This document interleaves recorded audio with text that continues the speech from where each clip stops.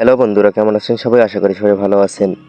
আজকে আমি আপনাদেরকে দেখাবো একটি বাটন মোবাইলের ডালাই মাইক্রোফোন কিভাবে রিপেয়ার করতে হয়।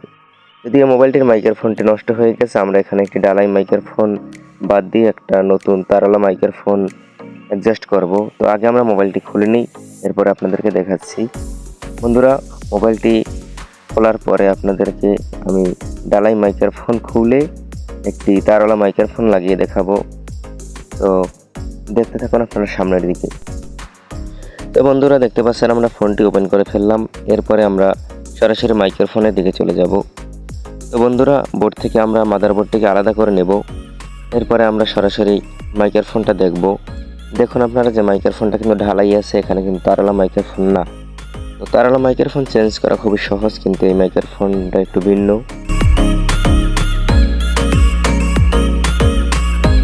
বন্ধুরা, এই মাইক্রোফোনটি আমরা বডি থেকে রিমুভ করার জন্য আমরা একটা পেস্ট ইউজ করব। তো বন্ধুরা, একটা জনপ্রিয় পেস্ট হলো ইলেকট্রিক জগতে একটি ফ্লাক্স পেস্ট। এটি মূলত হাই কোয়ালিটির একটি পেস্ট। এটি দিয়ে খুব সুন্দরভাবে সূক্ষ্ম কাজ করা যায়, সূক্ষ্ম জ্বালাইগুলো খুব ভালোভাবে করা যায়। তো আমরা মাইক্রোফোনটির উপরে এই পেস্টটি ইউজ করে আমরা হট গান দিয়ে আমরা মাইক্রোফোনটিকে রিমুভ করব আগে।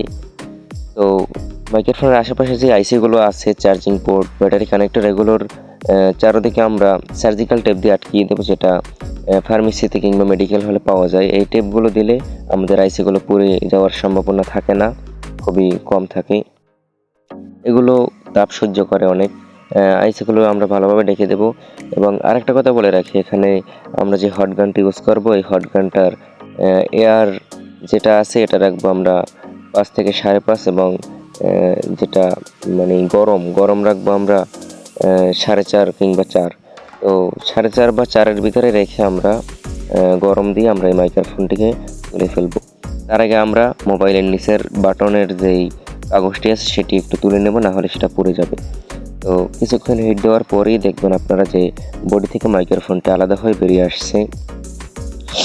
বন্ধুরা, আমরা কিছুক্ষণ হিট দেবো, এরপরে আপনারা দেখবেন যে বডি থেকে মাইক্রোফোনটি বেরিয়ে আসছে। বন্ধুরা, দেখতে পাচ্ছেন যে বডি থেকে মাইক্রোফোনটি আলাদা হয়ে গেছে। এবার এখানে একটি পজিটিভ নেগেটিভের একটা ব্যাপার আছে। এখানে যেহেতু দুইটা পয়েন্ট দেখতে পাচ্ছেন আপনারা, তো এই দুইটা পয়েন্টে কিন্তু একটা তারওয়ালা মাইক্রোফোনের পজিটিভ এবং নেগেটিভ দিতে হবে। এই যে দেখুন, সেই মাইক্রোফোনটি আমরা তুললাম, এটি সম্পূর্ণ ঢালাই মাইক্রোফোন। এটির চারদিকে যেই লাইনটি আছে সেটা হলো নেগেটিভ, এবং ভিতরের যে বৃত্ত আকারে একটা চিহ্ন আছে ওটি কিন্তু পজিটিভ লাইন হবে। তো বন্ধুরা, আমরা এখানে একটি তারওয়ালা মাইক্রোফোন নিয়ে নেব, যেটাকে এখানে আমরা লাগাবো।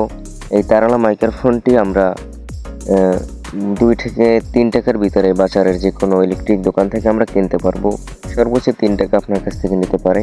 এটা আপনি ঘরে বসে এরকম করতে পারেন। হয়তো এটা টেকনিশিয়ানের কাছে গেলে অনেক টাকার প্রয়োজন হয়।